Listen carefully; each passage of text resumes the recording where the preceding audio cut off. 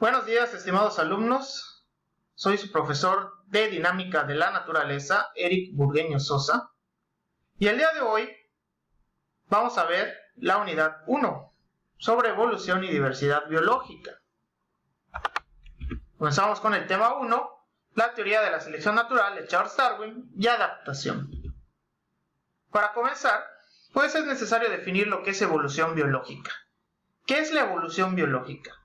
Esto se va a referir a la transformación gradual y progresiva de formas de vida primitivas en otras más diferenciadas y complejas.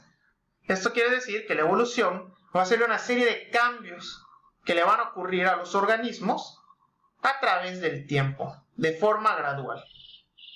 La mayoría de estos cambios pues no se van a dar de la noche a la mañana, sino que van a pasar muchos años, mucho tiempo para que puedan llevarse a cabo. Existen diversas teorías evolutivas. Una de ellas es el lamarckismo, propuesta por Jean-Baptiste Lamarck en el siglo XVIII. A manera sintética, el lamarckismo, en principios fundamentales, nos decía lo siguiente: que existe una tendencia innata de los seres vivos al perfeccionamiento. La influencia del medio en el que se desarrollan las especies va a determinar cambios en estas. De aquí se establece lo que se conoce como ley del uso y desuso de las estructuras de los órganos. Y eso lo podemos corroborar, por ejemplo, con el apéndice. El apéndice es una estructura que con el paso del tiempo se ha ido atrofiando. Entonces esta ley de uso y desuso nos dice prácticamente que si un órgano pues se va dejando de utilizar para una función dada con el paso del tiempo, pues ese se va a ir atrofiando. Y también lo medular del lamarckismo es la presencia de los caracteres adquiridos. Sin embargo, este punto fue un error. Lamarck nos decía, o nos ponía el ejemplo de las jirafas. Las jirafas pues son organismos herbívoros. Lamarck, de acuerdo a los caracteres adquiridos, mencionaba que las jirafas, al no poder llegar o alcanzar la copa de los árboles para poder alimentarse de las hojas, pues estas se fueron estirando sus cuellos para que pudieran llegar a dicha copa, y con el paso del tiempo, de tanto estirar sus cuellos, las jirafas pues fueron alcanzando las hojas, y estos caracteres que adquirieron los fueron transmitiendo a la descendencia. Sin embargo, hoy en día sabemos que ha sido el más grande error de esta teoría. Por otra parte, tenemos a la teoría de la selección natural, la más aceptada hasta el momento, de Charles Darwin, que debido a las variaciones genéticas, algunos individuos se adaptan mejor a su medio que otros. Los mejores adaptados son los que tienden a sobrevivir y por lo tanto a reproducirse en mayor grado. Y estas adaptaciones pues se van a pasar a las siguientes generaciones, desplazando a los organismos menos adaptados. La típica frase del que no se adapta, muere. Esta teoría propuesta por Charles Darwin, que de hecho debería ser Darwin-Wallace, porque fueron científicos contemporáneos que planteaban de manera similar esta teoría, solo que tal vez no se le reconoce a Wallace al igual que Darwin, pero ambos contribuyeron de manera importante. En esta teoría que nos dice que prácticamente lo que va a jugar aquí un papel importante es cómo va a haber una variación genética que va a permitir a algunos organismos sobrevivir más que otros, desplazando aquellos genes que no son aptos para la supervivencia. Lo que no sirve, pues se va a eliminar. Y lo que sí, pues va a permitir, durante la reproducción, pasar todas estas características a la descendencia. La selección natural prácticamente permite adaptarse al medio, mediante diversas características. Puede ser la forma, puede ser el color, pueden ser muchos detalles en cuanto a la estructura o fisiología. Charles Darwin es uno de los íconos más importantes y representativos de la biología. Él realizó un viaje a través de una embarcación llamada el Beagle, en donde recolectó diversas muestras biológicas y con diversos estudios pues pudo plasmar su teoría de la selección natural. Es bien sabido y famoso que su principal escala fueron las Islas Galápagos, ahí en Sudamérica, en donde gran parte de sus ejemplos corresponden a los organismos que vivían en estas islas. Claro que en esa época pues era algo controversial hablar de la evolución y sobre todo de la evolución humana. Charles Darwin pues se metió en muchos problemas al hablar de temas relacionados con la evolución del hombre, pero pues logró publicar su famoso libro El origen de las especies, en donde pues gracias a él conocemos más de su teoría. ¿Cuáles son los principios de la selección natural de Charles Darwin? Para empezar, va a existir variación. Los individuos de una población difieren entre sí. Si nosotros observamos los unos a los otros, nos vamos a dar cuenta que no somos iguales.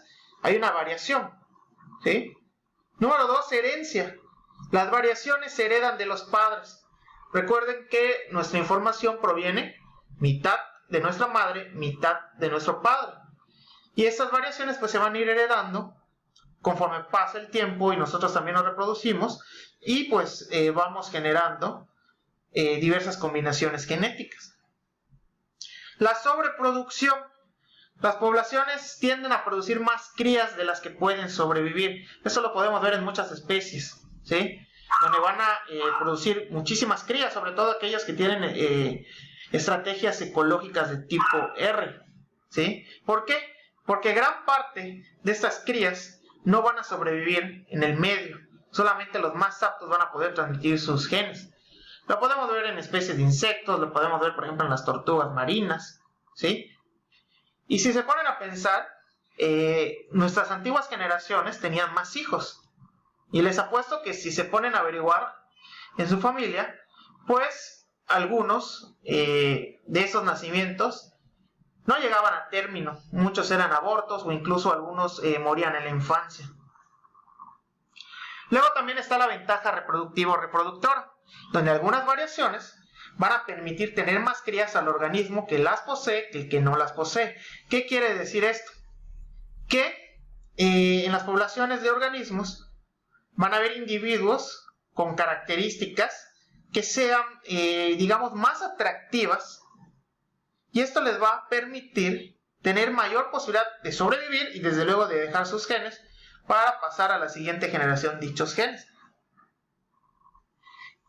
Básicamente para la biología, digamos que el contexto físico, el contexto de las características importa mucho, ¿sí?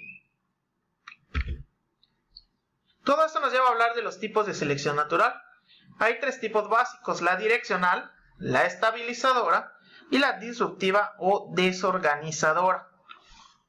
La selección direccional es aquella que tiende a favorecer conforme pasa el tiempo a fenotipos en un extremo de una variación.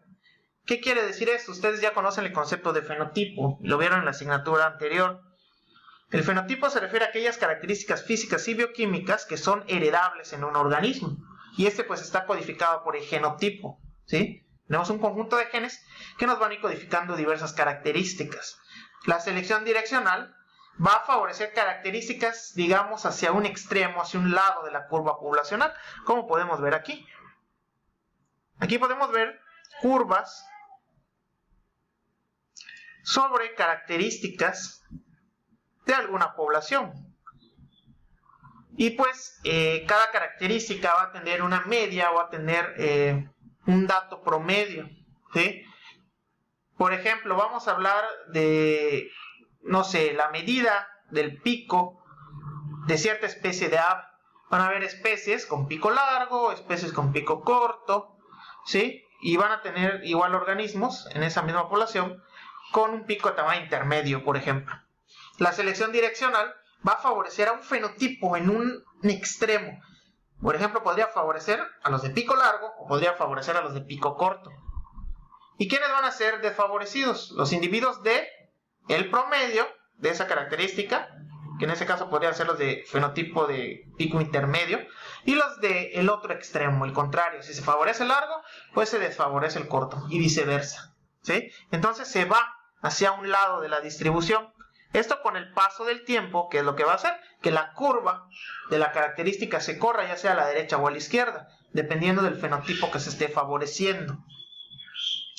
En la selección estabilizadora, aquí los individuos favorecidos van a ser aquellos que estén en el rango intermedio de la característica, ¿sí?